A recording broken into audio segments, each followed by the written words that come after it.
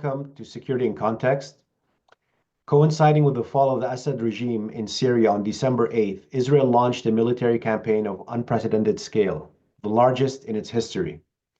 According to Israeli sources, this campaign targeted the entire Syrian geography and destroyed all of Syria's strategic installations and defensive capabilities, research centers, document vaults, and archive centers.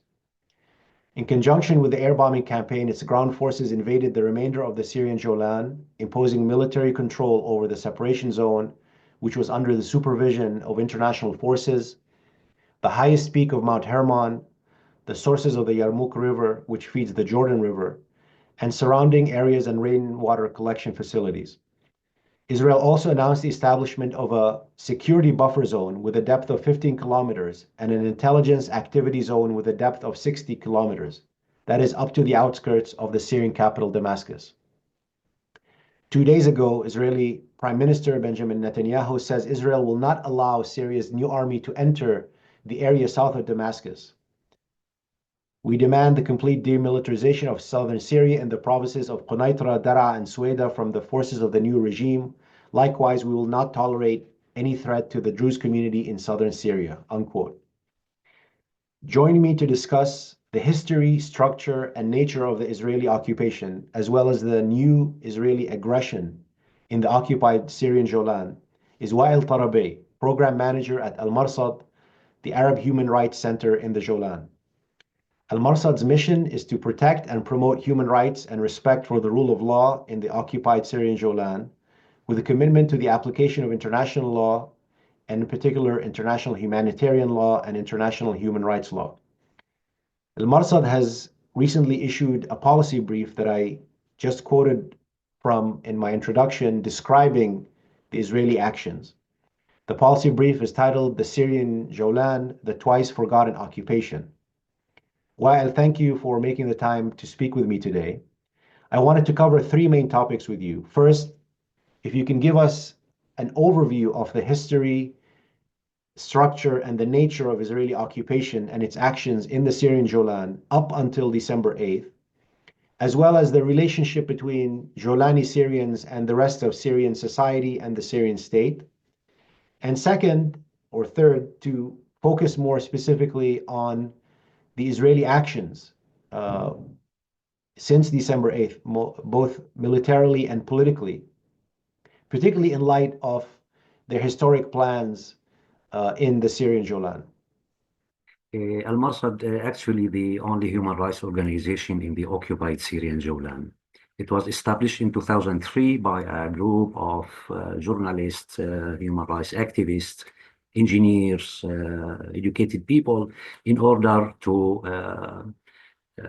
record the violations from the occupation side, especially because the Jawlan indeed is a forgotten occupation.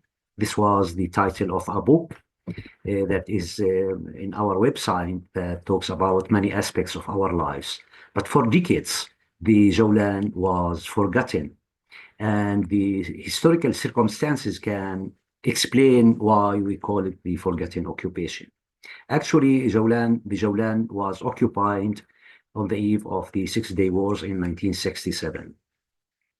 At that time, and I don't want to go into too many details, but many Syrians claim, and they have basics to claim, that the Jawlan was given to its fate without a real attempt to defend it. So during the war, that there was just a few real battles that happened in Jawlan, but the Syrian army quit all the places by the famous order number 66 from Damascus radio, that asked all the military to quit and to leave arbitrarily toward Damascus. Actually, our people here, my fathers and my father's generation, for example, they lived this war. And they have a lot of testimonies how the Syrian government at that time, when Hafez al-Assad was the Minister of Defense, and we all remember Tell al-Fakhar battle, maybe one of the few attempts from the Syrian soldiers to defend their lands. Actually, in the few days and weeks after the war, one of the biggest ethnic cleansing in modern era happened in Jawlan. More than 95% of the Syrians were forcibly displaced from Jawlan.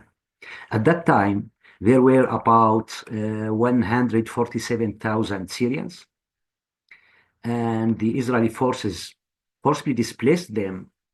So they fled from their places toward Syria, toward Palestinian camps, toward Ghouta, and toward their relatives there and families. But the tragedy here that those people were ignored from official records in the Syrian government at that time, and even they were not given the title of refugees. The Syrian government considered that Syrians moving from one place to other place on the Syrian land cannot be called refugees. So they were called nazihun in Arabic. So those people were forgotten for decades. Nowadays, we don't have precise statistics of their numbers, but the average is about 700 to 800,000 Syrians who are living all over the world in the diaspora. So we the Jawlani Syrians, we have a right to return that is not mentioned anywhere and by any party. So this is one side of the tragedy of Jawlan. Since that time, in Jawlan remained only 6 villages. One of them was displaced immediately after the occupation because it was located on the ceasefire line. And we have 5 villages: Majdal Shams, Buqata, Mas'adi, and Qinya, and Ghajar. The vast majority of these villages are from the Druze sect. And so this is one of the impressions that we have, I think, to deconstruct, because all over the past decades, the Jawlan was treated as the place of truth. And this is not true. The Druze sect, all over the history, were the minority of those who lived in Jawlan, even before the ethnic cleansing. So this was an Israeli agenda to portray the Jawlan as the place of truth, as if there were no one else in Jawlan. So 4 Druze villages with a small minority of Christians are still living in Jawlan up till today. And the 5th village is Alawite village, which is located on the borders with Lebanon. Actually, after the occupation, we lived under military rule for 14 years.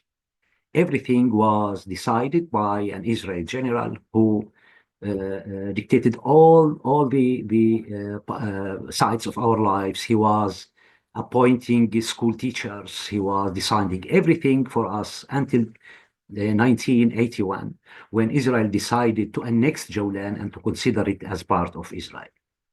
And I think at that moment, there was a big change in our internal life. And when people were aware for the first time that their Syrian identity, their cultural identity is in danger, the Israelis thought that those Druze, as they call us, while all the time we are saying we are Arab Syrians, but all the time are calling us as the Druze, they thought that they will be engaged and they will accept the Israeli citizenship. So they decided to annex Jawlan, and they proposed Israeli citizenship to all of us. At that time, people declared their refusal, and a big strike, which lasted for about 6 months. All the villages were sieged by military. Israel brought soldiers to our villages, more than the number of the population here, about 6,000 soldiers. They separated villages from each other, so not to communicate with each other. And they knocked every door and proposed the Israeli citizenship to the father and to those who are more than 18 years old. And those who refused were taken to prison. They turned the schools into prisons. I remember that my father, who was a teacher, was taken from our house and was present in the classroom where he is teaching in the village. So for 2 weeks, they tried to impose it with guns, with terrorizing people, but they didn't succeed to convince people to change their identity. This is a milestone in in shaping our identity. And I think that point decided a lot of things after that about the political behavior of those Syrians in the remaining villages in Jawlan. Although from the side of our homeland, the government in Damascus tried for the first years to ignore totally that they had any part occupied by Israel. Al-Assad considered in 1973, after regaining Quneitra destroyed totally, that he liberated the occupied lands. And the file was closed. And he tried to erase from the consciousness of all Syrians that Syria had occupied lands under Israel. But this strike in 1981-82 and the Israeli decision to annex Jawlan put the Jawlan case again in underlight. So all people knew that, yes, there is people who are refusing to be Israelis under the Israeli occupation. Actually, it lasted. After that, the Israelis tried, if to talk about the policy of Israel toward these villages, they tried to put those Syrians in the same basket in which the Palestinian Druze of Galilee and Carmel are. Their policy was to put the sectarian identity as a priority, and even to create a new identity for the Syrians of Jawlan. And they started, for example, in the curriculum in schools, they invented a new subject called the Druze heritage. So I studied this while I was at school, this curriculum, and it was for us as kids, it was funny, but actually they maintained and they kept these programs up till now. This attempt to engineer a new identity for the remaining Syrians as Druze, first and foremost, who are connected to the life of Israel. And all over these years, this project is going on, and we can see reflections nowadays of these policies, how to use these minorities and the Druze minority, especially in the Israeli plans to occupy new lands. So maybe to emphasize the question of the Syrian refugees from Jawlan. And one of the points, for example, that some of them were forcibly displaced 3 times, but no one is thinking of them. Some Palestinians had came to Jawlan during 1948 and lived in the south of Jawlan. In 1967, they were forcibly displaced with other Syrians to other Syrian places around Damascus. And after 2011, people in Hajar al-Aswad and other places who are originally from the occupied Jawlan were for the 3rd time displaced toward Idlib. So this tragedy is not well known, and I think it's our duty to highlight it. And because in the future of the coming Syria, that we hope it will be justice, this is one of the points that those people have to be given their rights, the recognition at least of their suffering have to be given back to them. So briefly also, I will turn to the Israeli behavior. Immediately after the occupation, and also I would like to highlight this point because it's very relevant in these days. Israeli generals came to Jawlan and they talked to the local leadership, the big families here, people who were during the Syrian period. One of them was a parliament member in Jawlan. and they tried to convince the leadership of our villages to cooperate with Israel in a project to create a Jews Federation. This is in the Israeli literature, it's called the Gal Alon project, and it's well known from the 50s and the 60s. So one of the people who were engaged in this project was Kamal Kanj Abu Saleh. He's from Majdal Shams, and he was a member of Syrian parliament. And the man pretended that he can be positive to this proposal in order to understand all the dimensions of this project. He was invited to visit Rome, to travel to Rome with one Israeli officer. And in the literature, his name is Yaakov. And the Israeli asked him to call one trusted man from Syria. So he called his fellow in the Syrian party that there were members to govern it, Kamal Abu Taif. And they met in Rome for 50 days. At that time, the Israeli officer explained the map and the project, how this creation will be done. And according to the knowledge that we know, that the idea was to create a kind of military coup from Syrian officers against the government in Damascus. And within this chaos, the Israeli will come in between the forces to separate them, and thus will start this process of separating this part, the south part of Syria, and with the time they will create this Jews Federation. Also, there was another project for a Christian Federation in Lebanon.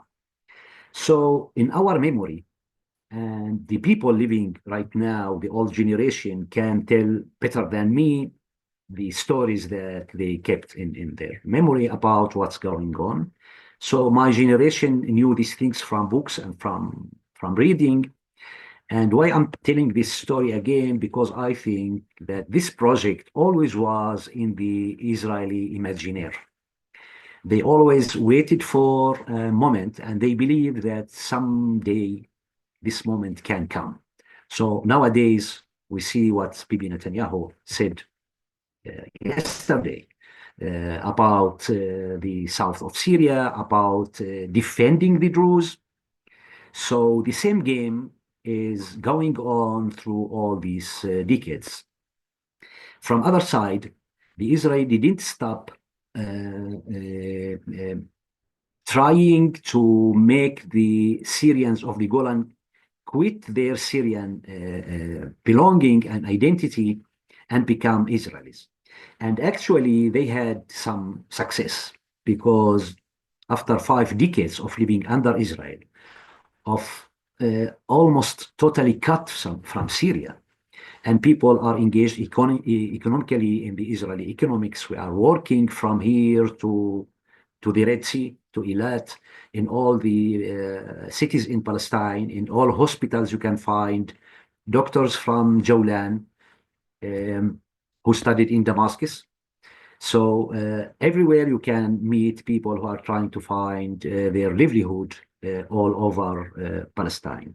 So one of the challenges that all the people in Jawlan are all the time facing is how to keep our Syrian identity, our Syrian roots, while we are facing this power, which is Israel and all its institutions and the living under occupation.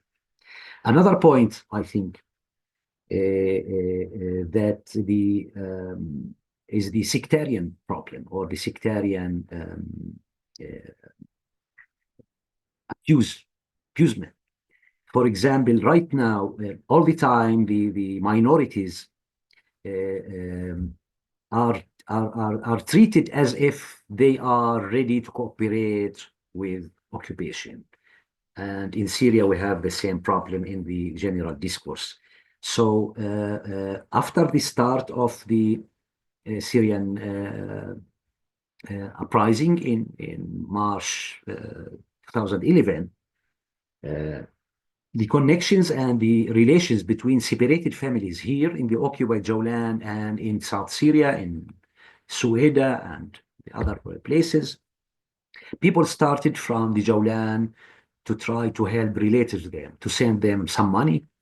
It was done through Jordan, to somebody in Jordan who can take and give money to the families there. And this thing developed with time. And the Israelis, I guess, they exploited this channel for helping people in crisis, in real crisis all over Syria. But for the some agents, some Israeli agents from the Palestinian Druze tried to build loyalties for them, for themselves, during among the people who needed help in Syria. Also today, we can see reflections of this, which was created connections, and under the name of helping need families, etc. We can see how they are giving some effect, and so maybe some side effects, but we have to take it into consideration, and also the political affiliation in those places such as South Syria. I forgot maybe to mention the ties that had been during the past decades between us in the occupied Jawlan and Syria. And actually, we had three main ties. The first one is that Israel gave us permission to travel to Syria to study in Damascus University. So hundreds of young people had finished their high education in Damascus. And this created a special and unique situation in occupied Jawlan, that maybe we have the highest level of educated people all around the region, relatively to the number of population.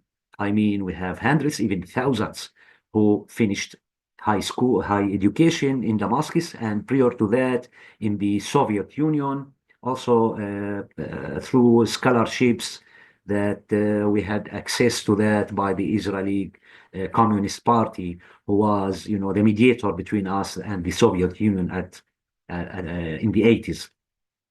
So this is the first tie with Syria. The second one, that Israel gave a permission for a religious pilgrim to Syria. And it was only for religious men. They didn't give women to participate in these visits. It was for 2 weeks. They visited their holy places in Syria, and they met relatives. And the regime took them every time to visit the grave of Bashar al-Assad in Qirdaha. It was part of the plan of this visit to Syria. And the third one, which started in 2009, it was also that we got the permission to market some of the products of our agriculture, and mainly the apples of the Jawlan was marketed, was sold in Damascus markets. It was also a kind of supporting local farmers, because agriculture is becoming worse and worse with the time, because we cannot compete with the settlers who stolen this agricultural culture from the Jawlan, which started in the 50s. And they have governmental support, they have modern techniques, so we cannot, as Syrians, compete with them in the local markets. And marketing our apples in Syria was a kind of support for these losses for Jawlani farmers.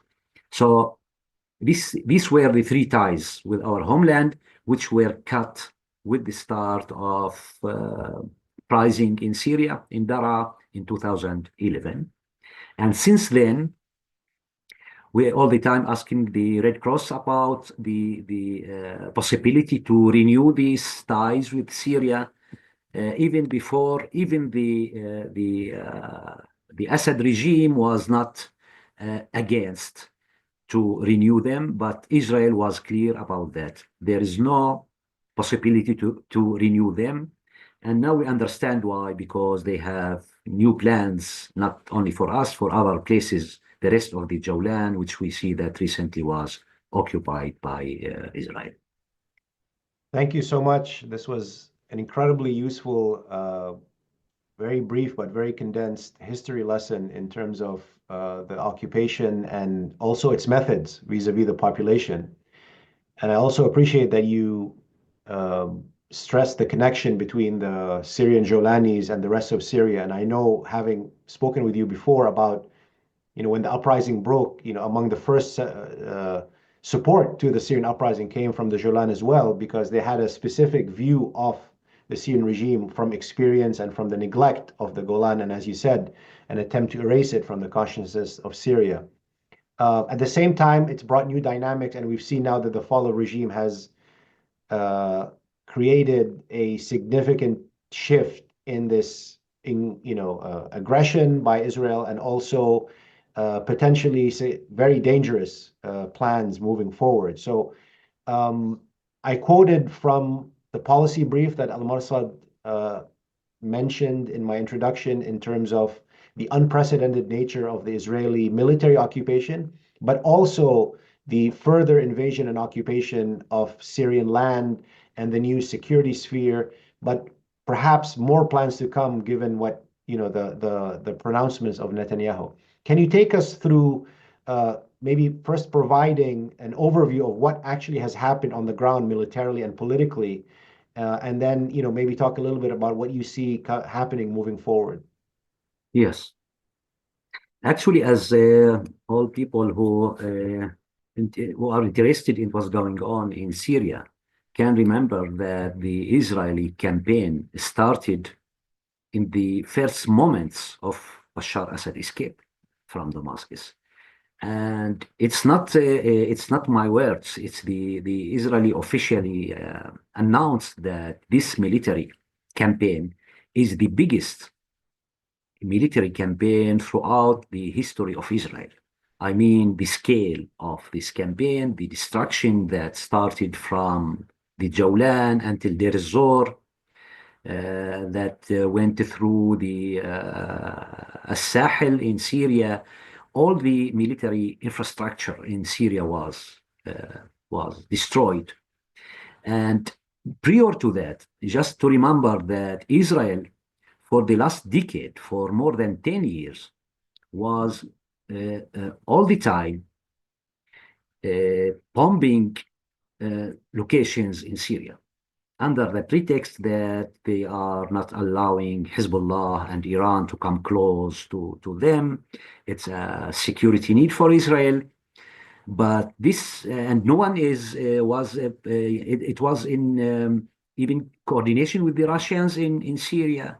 So for them, it was a weekly practice to bomb somewhere in Syria. And in the last year, they started to open the ceasefire line here beside our houses in Majdal Shams, and to create new roads into the Syrian land. So for us, we saw that something is being prepared to the other part of Jawlan. The Israeli actually they're occupied, for my latest information, more than 11 Syrian villages and towns with a population that is more than 70,000 Syrians. And the violations there is recorded, and we can see it by the Syrian TV and by interviews with locals. Some of the villages, like Al-Hurriya village, were displaced from their village. People were put under siege. They didn't have access to their lands. In some cases, they didn't have enough water and food and medical supplies. So the Israelis also in Qunaytira and around Qunaytira, they destroyed the infrastructure of the places, such as roads and electricity. So the Israeli practices in our Syrian land is very similar to its practices in Gaza and West Bank, is to destroy the infrastructure and to make the place unlivable, maybe to encourage people to flee from there. At the same time, and this is, I think, what we have to emphasize. The Israeli policy towards Syrians is not equal to all of them. For the Druze villages, they have a different policy. They're trying to treat them better than other Syrians. And recently they announced that they may bring people, working power from Syria and especially from the Druze villages to work in Israeli settlements. And this go along with Bibi Netanyahu announcement about the protection of the Druze sect in Syria. So we can see here, we can, as people living, in the eye of the storm, we can see what's going on around us. And for Israel, we have to remember that these are not tactics. I mean, while they announce that they are protecting it for security needs, at the same time, there is no more Iran in Syria or Hezbollah. So this security need must be, it's gone. But every day, every time Israel occupy another matter, they will not quit it. So for us, we believe that this is full-scale occupation of new Syrian lands. It's not temporary. They will not withdraw from these places. Even in the in the history of the Zionist thinkers, all the time and since the 19th century, they put their eyes on the sources of water for them, and I mean for Hermon and for South Syria, all this Wadi Taim, what's called Wadi Taim and Hawran. So for them, we can find in the Zionist literature also these places are mentioned. Maybe starting from the German Gottlieb Schumacher, his book, which is called Jawlan in 1888. He also mentions and he explores Palestine and explores Jawlan, and he has a special book about Jawlan, about people living there, all the tribes, their numbers, all the time, the climate, everything, the soil of the Jawlan, and he mentions our villages that he passed through. We are talking about the first exhibitions to Palestine that we can find lately in the Zionist literature. So mainly I mention this to say that for Israel, the water resources that they captured recently, they will not give up.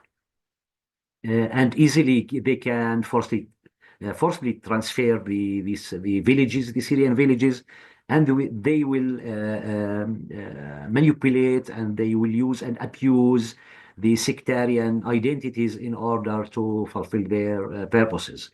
So what is sure that they will never quit from the highest peak of Hermon. This was a dream for them. And unfortunately that the Syrian, the Assad regime government also didn't give much attention to the importance of this strategic point. Just to mention one fact that is not officially recorded in any place, that after the war of 1973, Syrian soldiers in a heroic action liberated the highest peak of Hermon mountain. Some of them are still alive from these soldiers. But after the war, within a few weeks, our soldiers were abandoned and left them there to guard, the point. And they were left without food, without supplies. And within a few weeks, they had to move and to go to their houses and to the near villages to have food and water. So the Israelis found that the Syrian post is empty. They took it without war. So maybe this can explain the differences between and the heritage of the Assad regime policy toward the occupied land, and because it was not in his interest at all. The interest was the power, how to cement his power over Damascus and the Syrian people, and just to use the case of the occupied land to make deals maybe with Israel and other parties in the world. So unfortunately, briefly, I would say that what's going on is to completely lose the Jawlan from the Syrian point of view. All the Jawlan now is under the Israeli occupation, and it depends on the Syrian de facto government now in Damascus how it would deal with this challenge. Well, given that you mentioned that, maybe we can end with a discussion of your policy brief basically gives a call to the new Syrian authorities and also to the United Nations and to the international community. At least with the new Syrian authority, there's been almost complete silence in reaction to everything that you mentioned, at least not even a serious verbal condemnation of what's taking place. And in fact, we had over the past day or so and the past few weeks, today and yesterday, we had the Syrian National Dialogue, what was called the Syrian National Dialogue Conference, and all sorts of other international visits by the new Syrian Authority delegates and the foreign minister and so on, but very little and almost nothing about this. What are you calling for, or what do you think needs to be done at this point, given the points that you outline, vis-a-vis the Syrian government, also internationally as well? Well, actually, I'm one of those who believe that we have to criticize the Syrian government in a positive way. I mean, keeping in mind really the big challenge of rebuilding Syria. It's not a small thing, and we have to understand it. But at the same time, I think that the policy of not provoking the monster is not a good one. I mean, I understand, and all the Syrians know that the Syrians cannot be involved in wars. We have basic needs for people, for living that must be done before that. But not to mention, as you said, even verbally, about the Israeli violations, I think it's not a good policy. The Syrian government at least must remind all the time and from all the forums its legitimate sovereignty over its occupied lands. We have two parts. We have South Syria and we have the Qasad in the East Syria. So this is not a minor things. And for the foreign policy, I think this will not put the Syrian government in danger, and this cannot provoke the Israelis will not wait for any kind of provocation to make their actions and their practices. So this will not change anything, not to talk about it at least.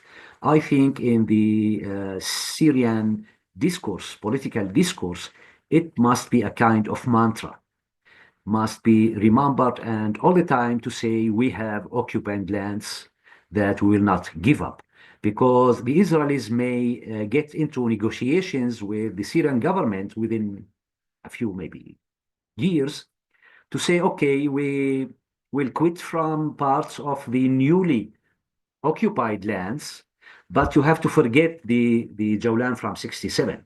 So I think the Syrian government is clever enough not to fall into these mistakes, I think, as a policy.